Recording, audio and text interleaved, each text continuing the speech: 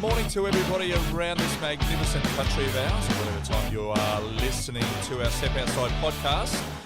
Thanks for your time. Thanks for listening. And I'm joined today by a very special guest once again, of course, the one and only Justin Willmer from Tackle Tactics, home of Z-Man and, of course, Platypus, Lion's eldest line manufacturer in the country.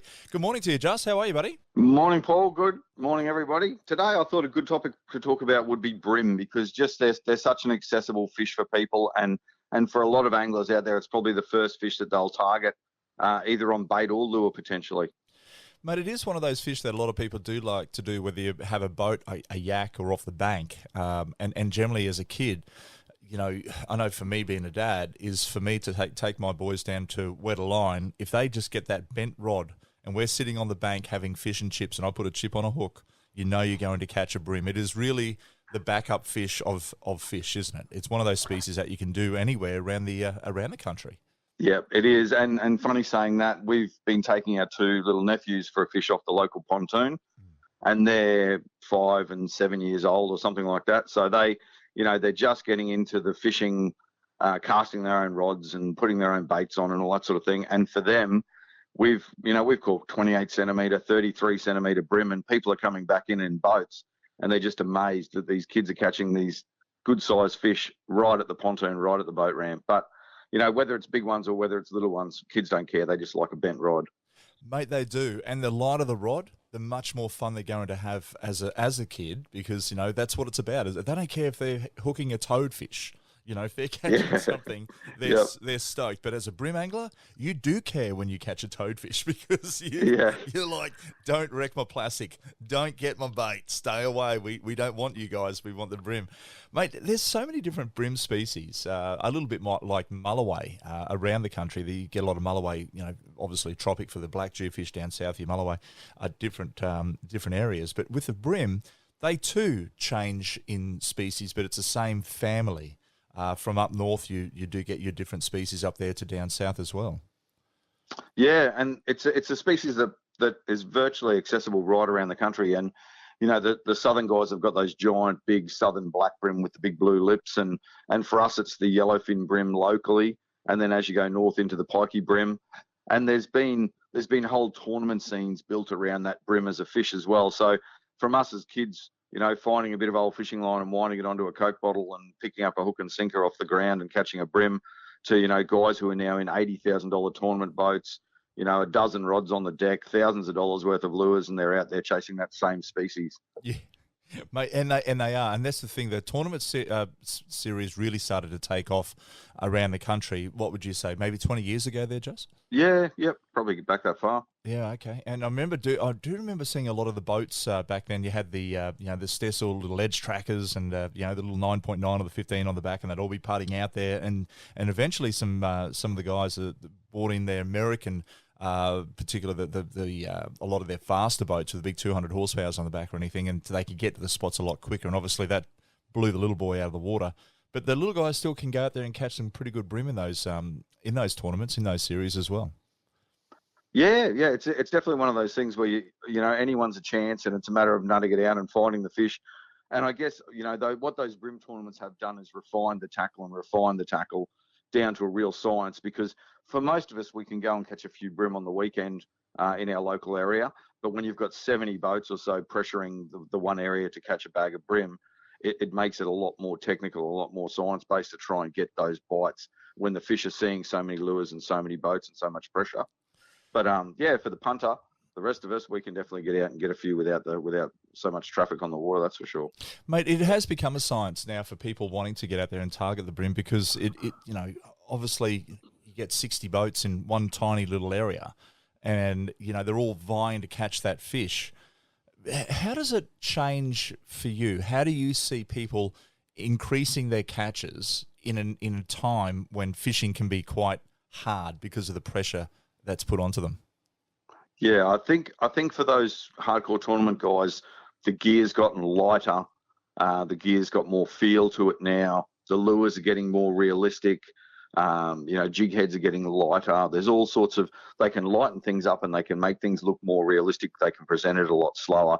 And they've also got the feel in the lines and the rods and that to get the bite, set the hook and get that fish to the boat. And I guess when it comes also down to the general bread and butter fisherman who just wants to get out there, they too use bait. I know mullet gut used to, when I grew up, it was mullet gut. You had to have the onion in the mullet gut. If you had the Yes, onion in the yep. mullet gut, that was the best bait. Chicken gut, of course, worked well. And even the humble strip pilly, take a fillet off your WA pilchard or anything like that. Of course, tweed bait, they love a lot of people out there who buy their mullet gut because, the older fishermen, that's what they use. Sometimes they may not get into the plastic scene or the hard body scene, and they want to stick to their bait, and they've got their 10-foot-6 Schneider glass rod with a 6-inch alvey, and they're stuck in their ways of catching that bream, and they will go out there and they will catch that 1.2, 1.3 kilo bream in their favourite old haunt at night, working those areas. But I guess you change it up. And there's nothing wrong with that. But if you change it up to go sport fishing where you are using plastics or hard bodies or anything like that, and you're dropping down to 1 to 3 kilo spin outfits with a little 1 or a 2,000 size spin reel, that does create a little bit more fun for the guys who've been there and done that as well, I guess. Is that the sort of thing that a lot of people are turning to these days, Justin? Yeah, it's amazing how many times I get an email or a phone call from a guy now, and I had one bloke, John, during the week who called up, and he's getting into soft plastics fishing, and he's 70. Yeah, So wow. it doesn't matter how old you are or what type of fishing you're into currently. You can get away with a couple of packets of jig heads and a couple of packets of soft plastics and get out there and have a go at soft plastics fishing. And there's nothing wrong with the bait guys as well. If you want to catch bream on bait, it's a great place to start. It's a great place to get kids into fishing. And for us, that's how a lot of us grew up. We grew up bait fishing for bream, and the good thing about bream was they weren't fussy. No, So you could even if you didn't have a lot of money to go and buy bait, you could make some dough baits, or you could go and pump some yabbies, or you could jig some yellowtail pike and knock the sides off those and use flesh baits. But yeah, we always use mullet flesh or gar flesh or yellowtail pike flesh, or the good old mullet gut with the onion in, or chook gut. Yeah. Otherwise, pinch mum's chicken out of the fridge and chop it up. Lots of different things that a bream will eat for sure. Absolutely, and a lot of guys in the canal systems, use bits of cheese and steak and, like I said, chicken, because people in the canals are throwing their dinner out of the backyard over into the water, and the fish are there in great numbers. And the real smart ones are throwing bits of I guess artificial things in the river around their pontoons to make a little reef to keep the fish there as well. And in comes, not that you're allowed to do that, but, a lot of people do. And, of course, you get your mangrove jacks there, you get your cod there, you get your own thriving ecosystem to come through until a bream angler finds where it is and comes up and takes all the fish. Mate, but it's definitely worthwhile. Mate, talk to me about places where you would target a bream. What's an area that, if you don't have a boat, what's an area that stands out to you visually as a good spot to wet a line? So I'd always think structure is king. Structure is king. That's what we got told. And bream is really a structure-based species. So they love structure, and then the best structure is going to be the structure that holds the bait that they want to eat. Whether it's crabs, or whether it's yabbies, or whether it's prawns, or whatever might be there. If you've got good structure and then it attracts bait, then you're gonna have a lot of fish. So if I go to a new spot, I'll just scout it out and have a good look around first. And generally, man-made structure is the most obvious. So things like bridges, or those concrete stairs, or boat ramps, or jetties, or rock walls that will hold bait and attract fish. So I start looking at that man-made sort of structure. Then your other thing is all the natural structure, like natural rubble bottom or mangrove edges, or even if you're looking at, say, some flats and it's a sandy flat with a weed bed on it. That weed bed holds prawns and crabs and things. So the edge of that weed bed will be prime for some bream or rubble patches, or even just depressions in the bottom where it might be 1 foot deeper than the rest of the flat. It gives the fish a break from the current, somewhere where they can tuck out of the flow. So definitely structure is king. Mate, and obviously that would work for boaties and bank anglers, how it all sort of, you need to find your structure. If you're in a boat, you look for pylons and, like you said, the rocky areas. What about burley? Is burley an important thing to do for bream? Yeah, so the bait fishers that have been bait fishing for a lot of years will often create a burley. So sometimes they'll get a bit of sand or a bit of mud or whatever, and then they'll mix into that whatever the bait that they're using, just in small pieces. or they might even just use the bait that they're using chopped up into tiny bits. And the theory is less more often will keep that trail going, so that you keep the brim in the trail, but you don't overfeed them. So if you throw one big pile in every 10 minutes, the fish have probably gone with the burley down the river somewhere. But yeah, a little bit of burley very often. And then for those of us that are fishing artificials, we apply scent to our lures. And that's basically like a burley trail, and creating that more natural bait style presentation in an artificial. So, whether you're fishing a soft plastic or a hard body or whatever type of lure, squirt a little bit of scent on there, and it'll keep the fish attacking it, and they'll attack it more aggressively.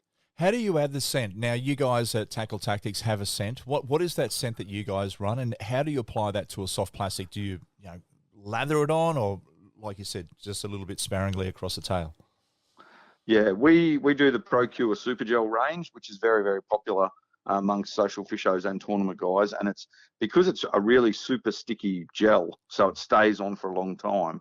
And it also has all that science stuff, the amino acids, the bite stimulants and everything.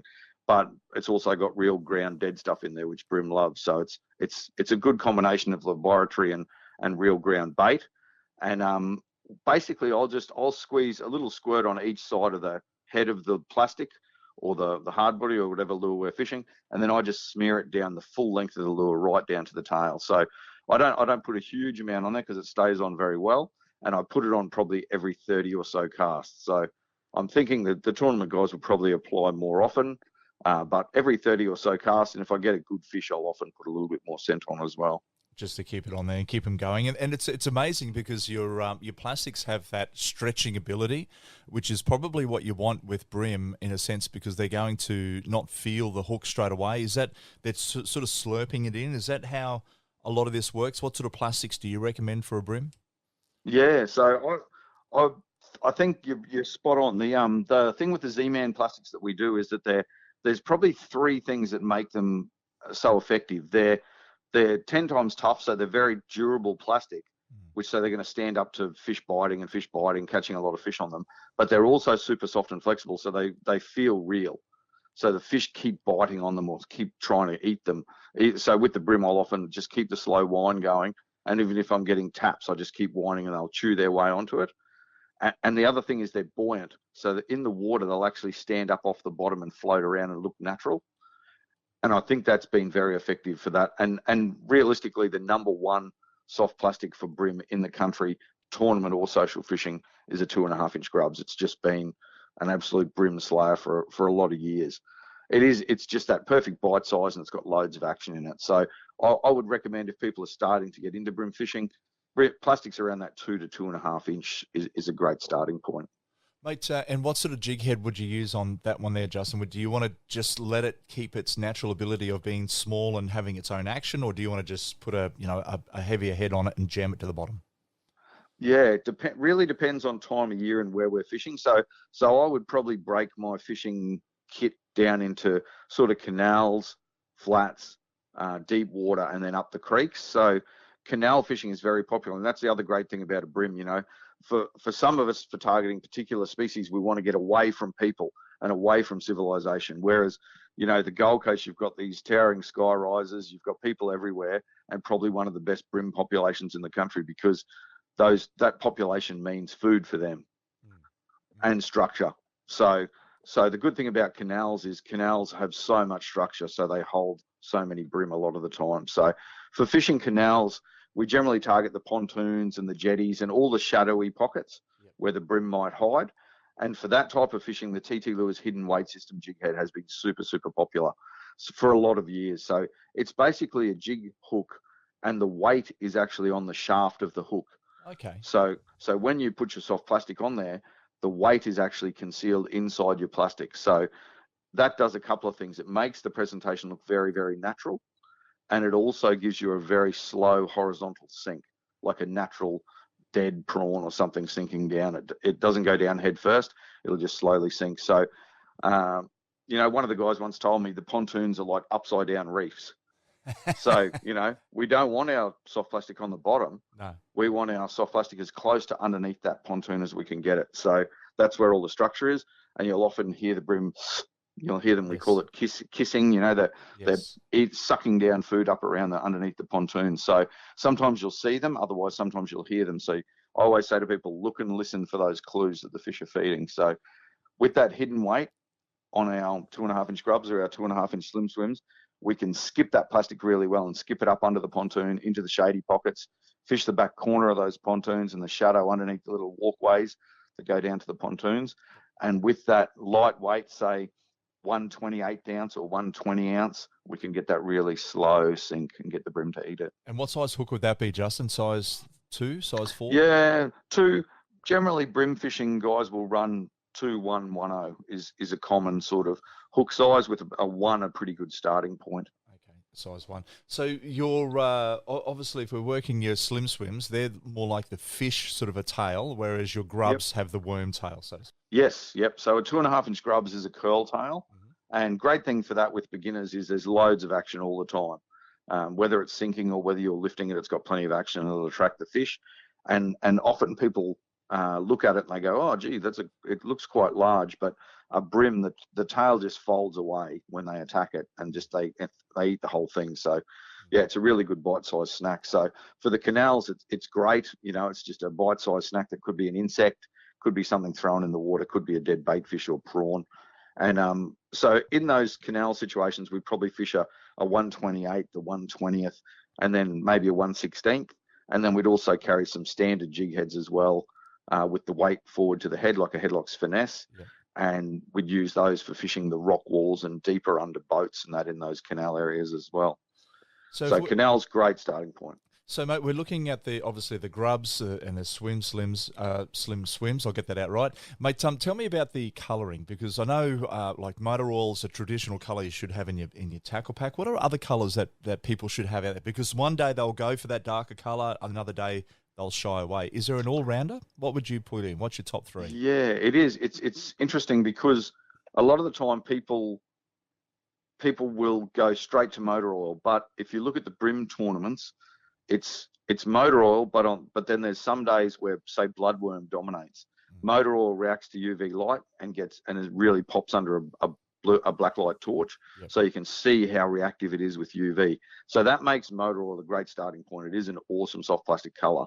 But then something like bloodworm in your kit as well, and it's non-UV, the Z-Man bloodworm, and yet it's an awesome plastic as well. So there's a stack of colors in the range: watermelon red, gudgeon, greasy prawn, that all go really well. But if you were going to start out chasing a bream, I would go with a motor oil, or I'd go with a more natural color, like a greasy prawn or a bloodworm. Okay. All right. Well, there's a couple of different options there for all of you guys out there wanting to get into the bream to get it underway.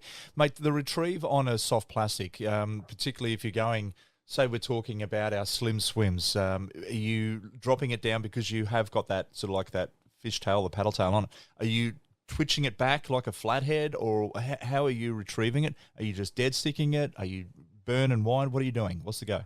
Yep. So a lot of the guys, if they fish the canals and they're fishing up under the pontoons and that sort of thing, they will just skip that plastic in or cast it into a pocket, and they just watch the line for what we call a tick.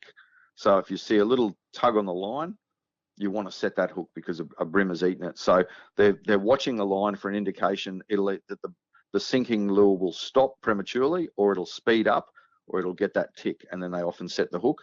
Whereas when we move out onto the flats and we're fishing, say, those areas that are out of water at low tide and then flooded on the high, we might get up there and fish the last couple of hours of the run in, first hour of the run out, and there we might up our jig head weight to, say, 1/12 to 1/8 ounce, and there we're going to roll and hop the plastic a lot more.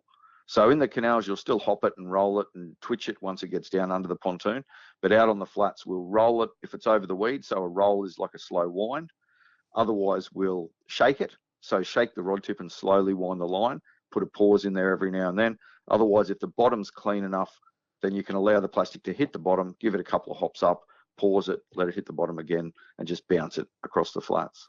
Do you need to go for a semi-heavier rod? Okay, I believe with obviously with the lighter rods, at like 1 to 3 kilo sort of an outfit there, you're going to get a better shake onto that grub's tail to really get it moving in such a small amount of time. In that small amount of space, you can give a lot of action to a lure.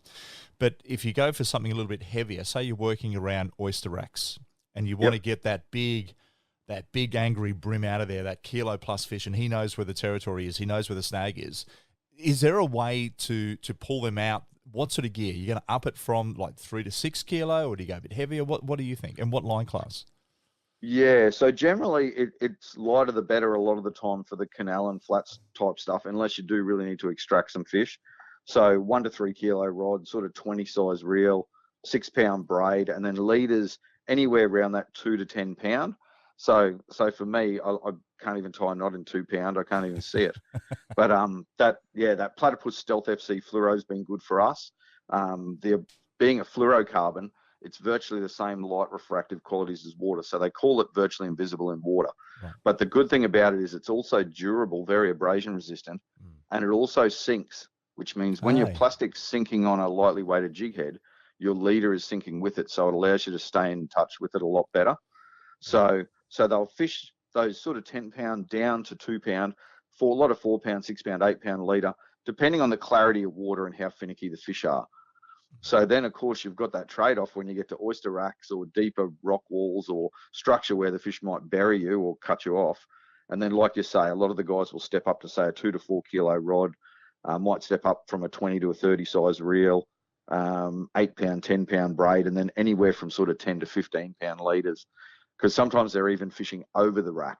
Yeah, wow. And then get the bite, and then you've got to get that fish US style. You've got to get it back over the rack. Drag down up.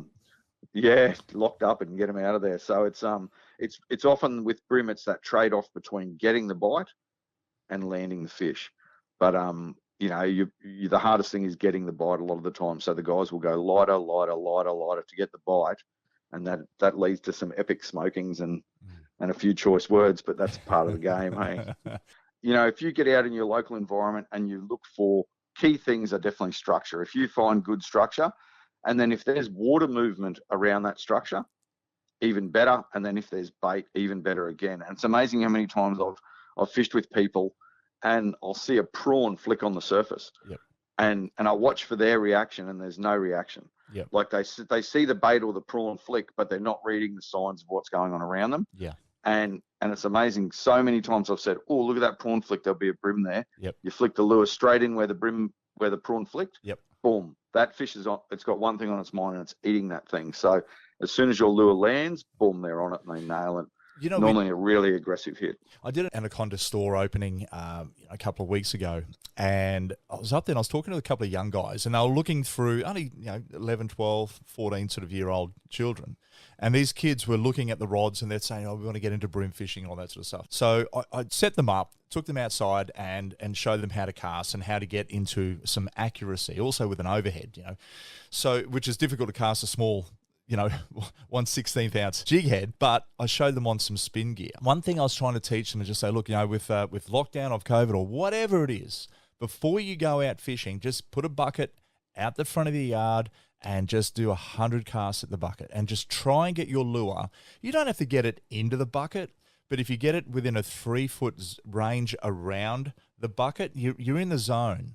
And then I started talking to him. I'm talking to my son about this week because we're out fishing, and I'm saying, look, listen to what nature's telling you. And he goes, I don't understand. But I said, you hear the cars, you hear the traffic, you hear a train, you hear everything while you're here, but also hear for the boof, hear for the water, understand what it's doing. Because if you can understand that, and you can hear that flicker, you can hear that kiss of the fish, you can hear the boof of a trevally, you literally have probably 5 seconds to get your lure into that zone to catch that fish. Yep. And that's the thing I was talking to these kids at Anaconda. Get your lure into the zone, get it to that bucket.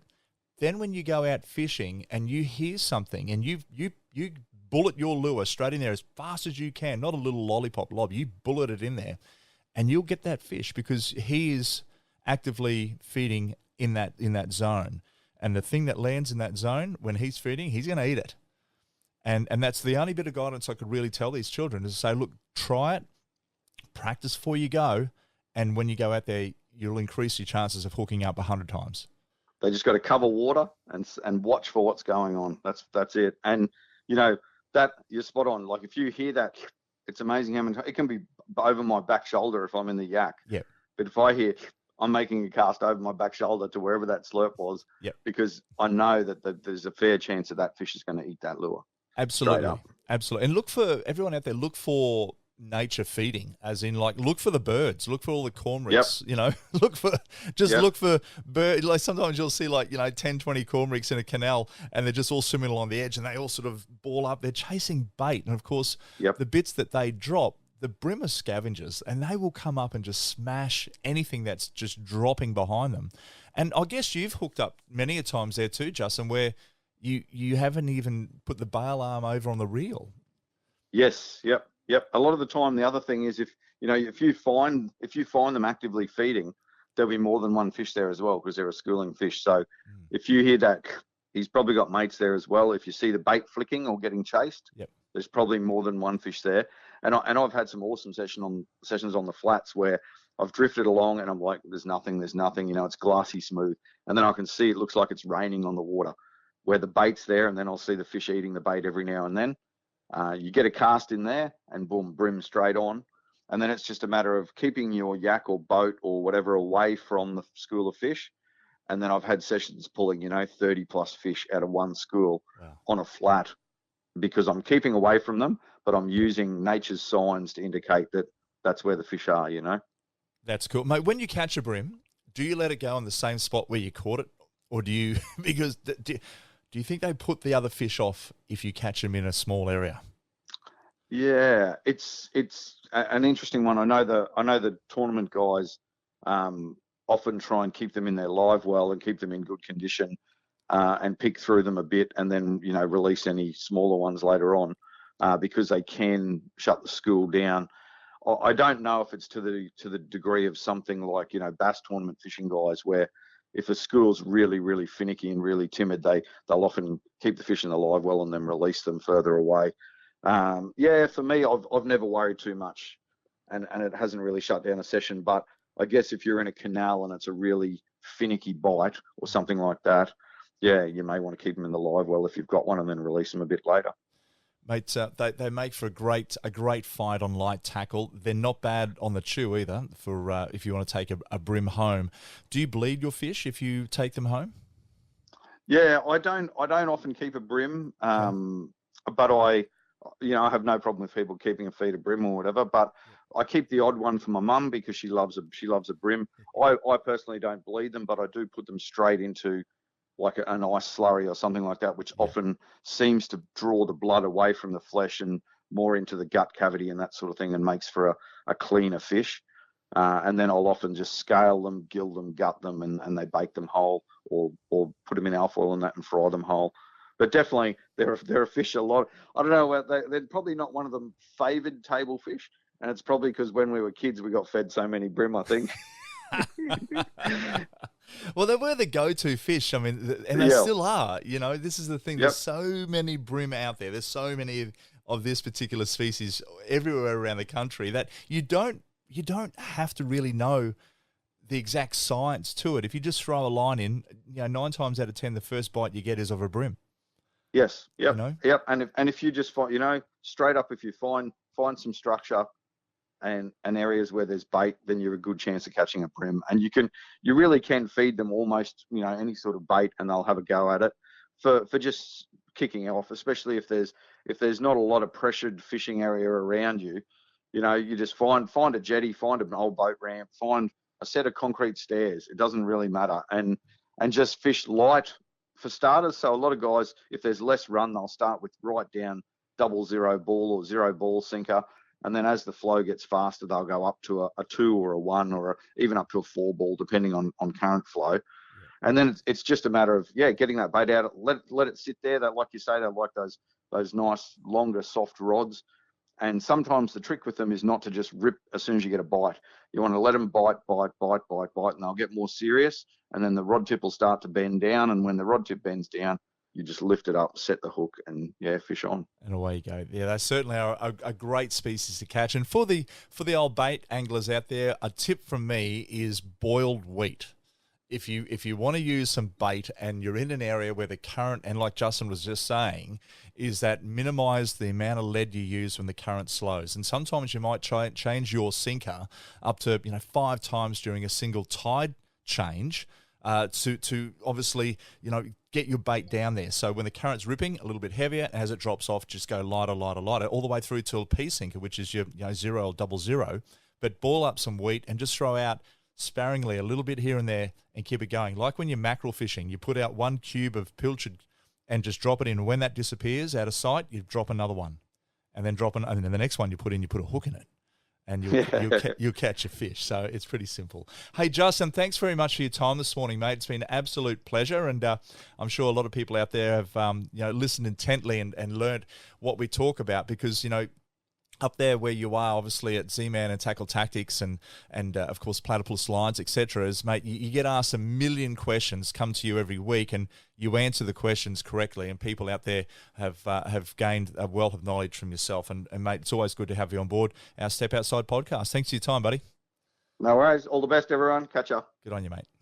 There you have it, everyone. Another episode of Step Outside with Paul Burt podcast. And, of course, our show resumes back on the 7 Network, 7 Mate, on March 21. So I'm looking forward to bringing you some fantastic episodes. And, of course, Justin will be appearing on that and doing some favourite fishing, whether it's out of a yak, out of the bay, or in a boat, or off the bank, whatever it might be. It's all coming up this year, Season 3 of Step Outside with Paul Burt. Thanks for your time, everyone.